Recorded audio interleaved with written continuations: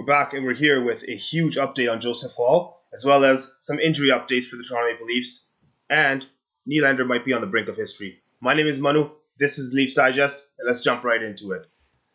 Firstly, we're going to start off with Jake McCabe's injury update. Jake McCabe ended up getting injured last week and was not able to play on Saturday. We were worried about the injury in the beginning because we were waiting for scans to come back, but it appears that the injury isn't as severe as we had originally thought, but that does not mean that Jake McCabe will be in tonight.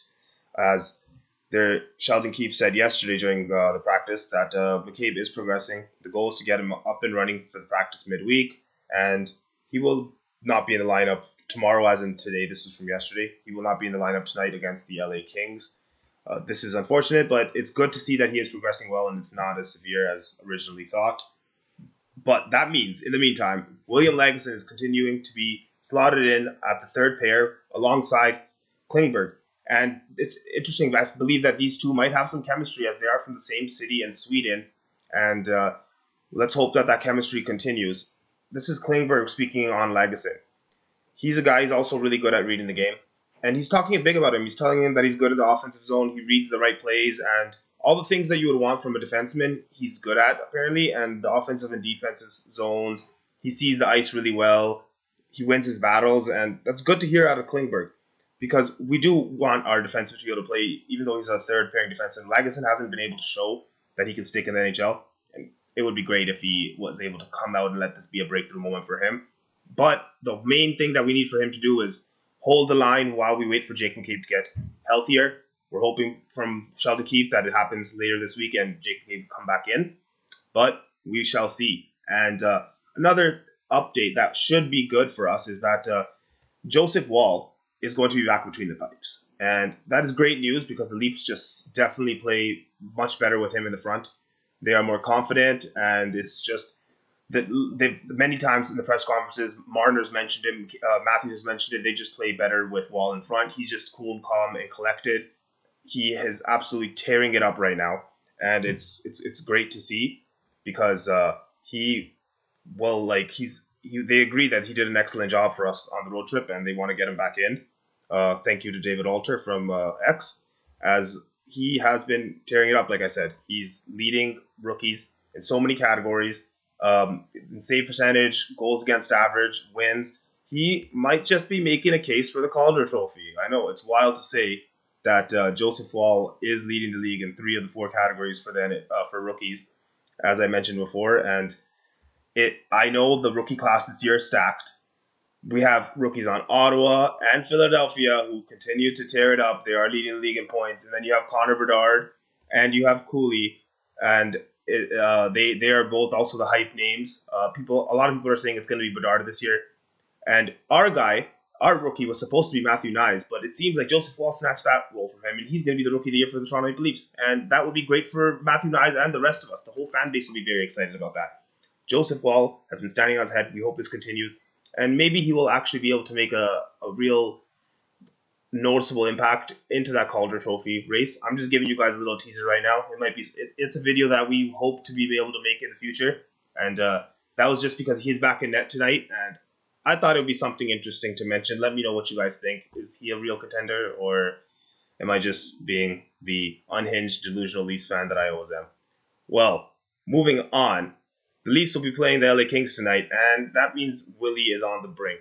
After registering points against the Predators on Saturday, William tied the record for most consecutive points to start a season, and that is at 8. If he scores a point tonight, if he's able to register a point tonight, he will move into sole possession of that all by himself at the top with 9 points in a row, and he has the opportunity tonight. I knock on wood, because I might take a little bet on that. Not financial advice again. I never give you guys financial advice here.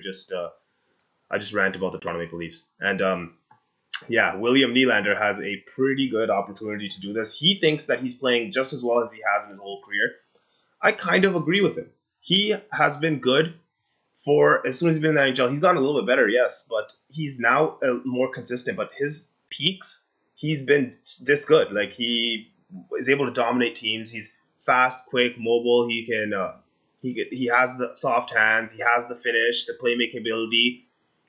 I feel like now he's more confident in his role on the Toronto Maple Leafs, and he said he wants to stay in Toronto. The funniest thing was what was the best part about tying the Leafs record? He's like, now I get to go home and play with my dogs, and we love a guy who loves his dogs. Dogs, it's his best friends. He has two of them, and I think that maybe I saw this actually on X. It's not my original thought, but it's actually very funny when I ran across it that maybe Brad Living should put something in his contract that says that William can bring his dogs along with him on road trips so he doesn't miss them, and maybe we can get a little hometown discount. I don't know, Brad. Maybe think about it a little bit. It's interesting. It's an interesting thing for sure. And this is Willie yesterday asking from the reporters were asking him, how do you feel about taking this next step forward, this new level that you reached? He just nonchalantly he's like, I'm just doing my thing, man. I've like they have in the past couple of years. But it's nice that you think I hit a new level. So he is completely like, yeah, this is who I am, bro. Like this is the type of hockey player I am, and it's great to see. I'm confident in Willie. He's been our best player. Like he's definitely been our best player. So that 9.5 million range might maybe lock him up soon, Brad, because this is not looking good for you. I assume that we will lock up Willie. He said he wants to stay here. So yeah, it's been wicked to see, and I really hope that he's able to break the record tonight. It would be great to have a guy not from 1920s as the leader of a significant stat. So here's hoping Willie can register a point tonight against the Kings. We'll need it. We'll need to win. Joseph Woll is starting, and he needs to bring it as well. He's only allowed about 3 goals, I believe, this season, and it's looking good right now. Unfortunately, we came off the loss against the Predators. It's a game we should have won, in my opinion. Samsonov was not terrible, but sometimes the bounces don't go your way and you lose the game. Riley, of course, scored against us, so that's always ironic. Like I feel like we're like perfect in terms of Leafs, the hated Leafs or former Leafs coming in and just giving us the work. And before I wrap this up, I also want to make note of something that a lot of the media is ignoring. We're always talking about Matthews and his scoring, Marner and his inability to score and get points right now. His little drought that he's in. We're talking about Klingberg's inability to get his first goal, and that seems to be something big. Joseph Woll absolutely killing it. Samsonov doing the exact opposite. And then, of course, William Nylander dominating. But quietly, Nylander center, our captain, John Tavares, who's rocking the C in Toronto, handling all the media very well, taking care of our rookies, he is also dominating. And as you can see, John Tavares is currently tied for second in most even strength points in the NHL. This is good because people always claim he gets his points by just sitting on the power play. And thank you, Edna Garrett, for that, because that's an important stat. He does things. He's still scoring. He's still creating chances. Like he might get a bunch of secondary assists, but lately he's been racking up primary assists. And it's good to see that these are even strength 5-on-5 goals because he makes things happen. John is a great captain, and it's something we should talk a little bit more about. Like, let me know what you think about that, because like he's been a exemplary captain for the young guys. He's helped Matthews and them grow. You know who else also helped Matthews grow? Joe Thornton. Shout out Joe Thornton, who just retired. He helped Matthews and Marner grow up. But John Tavares has been doing a great job at this.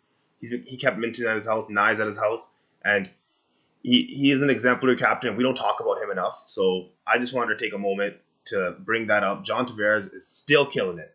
He's still killing it, and it's great to see. Let me know what you guys think, and who do you have? Do you think William Nylander breaks a record tonight?